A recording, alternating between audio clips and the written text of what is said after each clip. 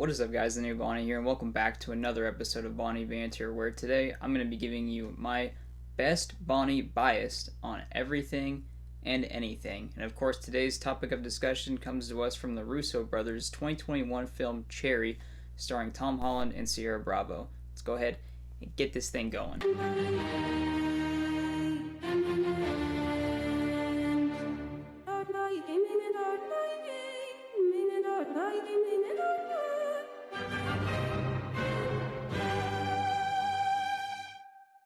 Cherry is one of the most emotionally powerful films that I have ever witnessed in my entire life. I went ahead and made sure that I watched it twice, and I did some research on different interviews. It's of course based off of a book that I haven't read yet, but I am definitely going to after seeing the reviews, after watching interviews, and after watching this film twice.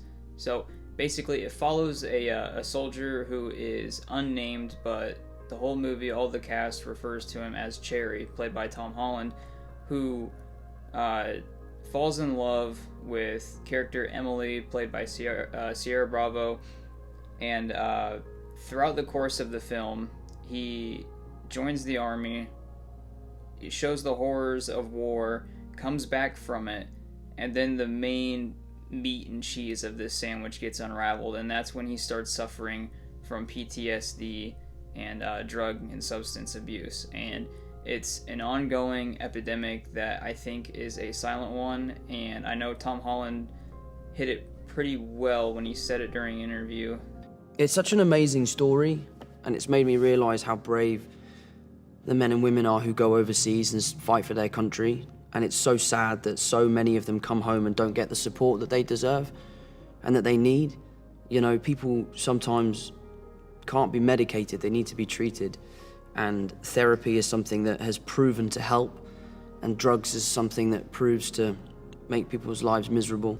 Once you've trained to become a soldier, it's really hard to adjust back to civilian life, and I think this movie resonates with me a little bit more because I am a soldier, but I don't have any experience with drug or substance abuse. I don't have any PTSD of my own, but I definitely know a few people that do, and I've witnessed abuse of like alcohol and other stuff like that. But he comes back and starts dealing with this substance abuse, and it's a horrible epidemic that we see a lot here. Is that once soldiers come back from overseas, what happens is they're mentally unstable, and we just try to push them full of pills and then leave them to the system, and they're maladjusted. They can't come back to civilian life unstable and unhinged, and it's a reason there's a lot of homelessness and other really cruel things turning to alcoholism and substance abuse. It's just something we see rampaging, especially here in the United States, and I think this film does an incredible job of portraying that. And after watching the interviews, knowing that Tom Holland is an English actor playing a US soldier, he has never been in the military and he's never even been in a desert before, he played this character really fucking well. He did justice in my perspective. Everyone's is going to be different, but in my perspective, he did a really great job of encapsulating this character that we call Cherry. Sierra Bravo also did an absolutely amazing job. This is something completely outside of both of their normal roles, but what she did to train for this was went to a rehab center in Cleveland where the film was shot and directed, and she interviewed a lot of these different addicts, and same goes for Tom Holland. That's what he did. I got to talk with some US veterans. So did the two Russo brothers when they were trying to really develop this, because they also had no external experience with it. But they did an incredible job of taking these stories and taking these experiences that weren't their own and making it so. They did it without romanticizing the idea of war, and they did it without romanticizing the idea of drug abuse like it's a good thing. It's a really good film to turn people away from those kinds of things, because it shows the absolute peak of self-destruction and what this stuff can do to you. Looking at statistics now, I don't know how in the hell anyone at Rotten Tomatoes could have given this a 37%, and IMDb gave it a 6.6 out of 10 when most of the reviews are 5-star. Unfortunately, if you're wanting to go find this film, it is only available on Apple TV Plus. If you use that system, great, go watch it. If not, I'm not saying go do this, but I'm sure there must be another place to go and watch it.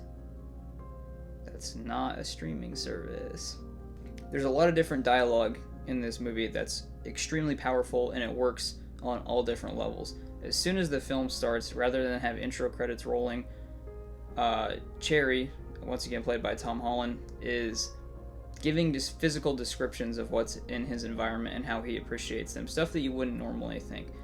We can look at a tree and say, oh, I like the orange and yellow leaves. What he does is he makes notes of how he likes all the trees, and they're beautiful, the way they move, the season, and he does this same thing when he starts falling in love with Emily, played again by Sierra Bravo, is that he takes in everything, and the directors did such a great job with angles and the focusing of it, because oftentimes what they'll do is they'll blur out every single thing in the environment except for the character who we have the main focus on, and I think that's brilliant for a film like this. They also do bits where they don't focus on the face that's talking, rather what they want you to pay attention to while the character is talking. And I know it's a very classic thing to do in films, but it works very well in this, is if you've got a wedding band on and you focus on the hands spinning that ring.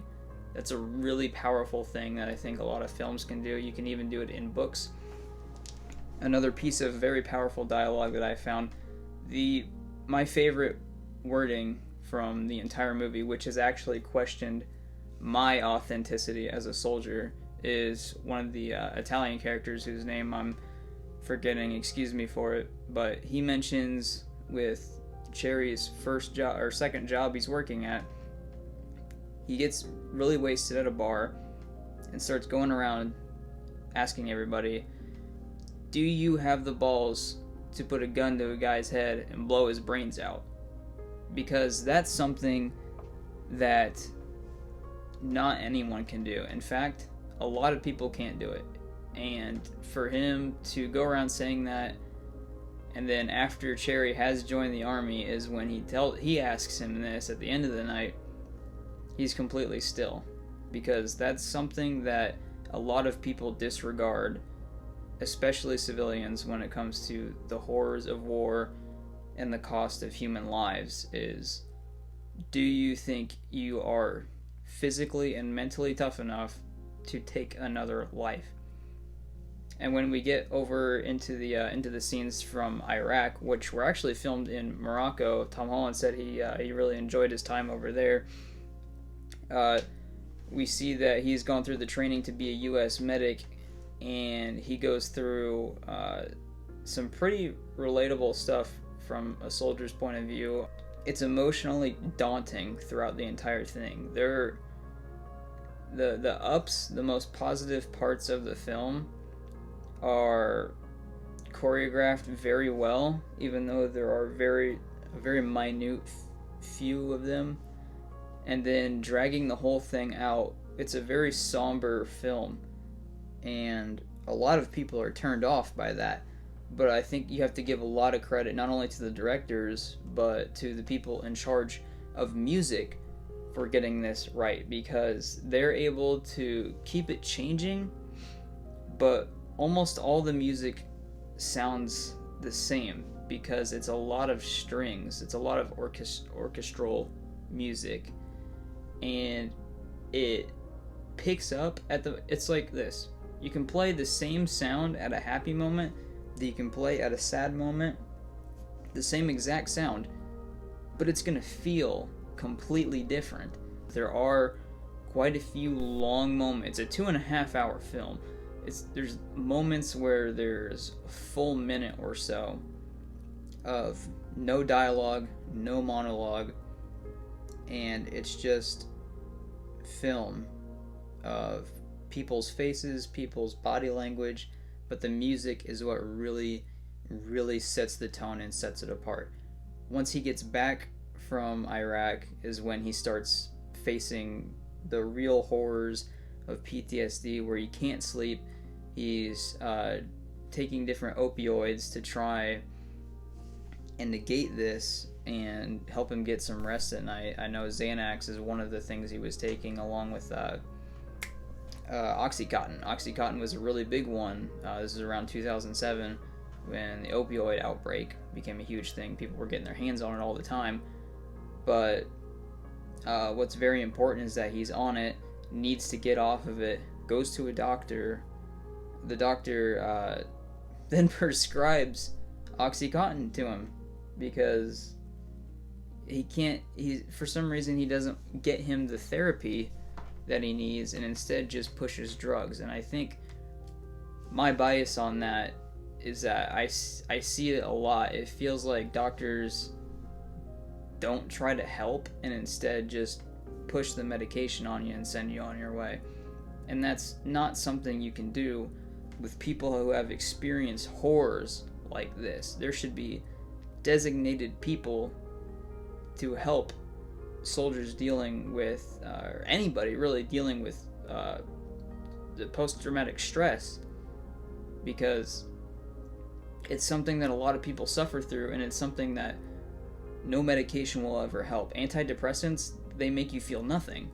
What you want to feel is content. You want to get back to a spot in life where everything was okay and you feel stable enough to interact with others. You don't want to feel numb. But following this, he tries harder drugs, and it's something that happens. People will become numb to the stuff that would normally be strong for a first timer, and to pay off a drug dealer, he starts robbing banks. And it's really heart-wrenching watching him, what he goes through, and the tactics that he uses by holding up a dollar bill saying, "This is a robbery, I have a gun." And then seeing Emily's perspective on it, who is the whole story told from Sherry's perspective, but with her still as a main character. Robert Downey Jr. made a good claim. And it's funny too, and I credit Jessica and Angela with this, and I'm sure also Joe and Anthony, about, she is no victim. She is often the prime mover in the trouble that's going on. She's egging them on. Why don't you go rob another bank? I mean, that's when it gets juicy. And that's when I go, first of all, how are these two ever going to redeem themselves? And somehow or other, it happened in a way that was credible, but also there was a lot of accountability and a lot of loss. And you can just see the heartfelt sorrow in his eyes of how badly he has fucked up, and he knows he has and needs that help. And at that point, takes one last drug. I don't know why I said it like that. I don't know how you use it. Basically, he takes a syringe and fucking pops it in his foot. Cops show up. They arrest him, and he spends the last 10 minutes of the film showing you like a slide.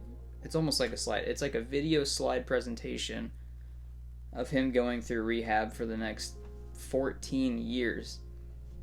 And he comes out clean, and there is nothing that puts a smile on your face like seeing the love of his life, Emily, at the car, smiling to him as he's twisting his ring when he finally leaves that gate after this long endeavor. So absolutely 1,000,000% recommend this film to anybody. It's not just tailored for soldiers, and the reason that they do have Tom Holland's character unnamed, and you'll see that there's names like Dr. whomever and Sergeant whomever, because it pertains to millions of people. It's trying to reach like an umbrella for an audience. It's not just following one specific character. It's not the tale of one soldier, which is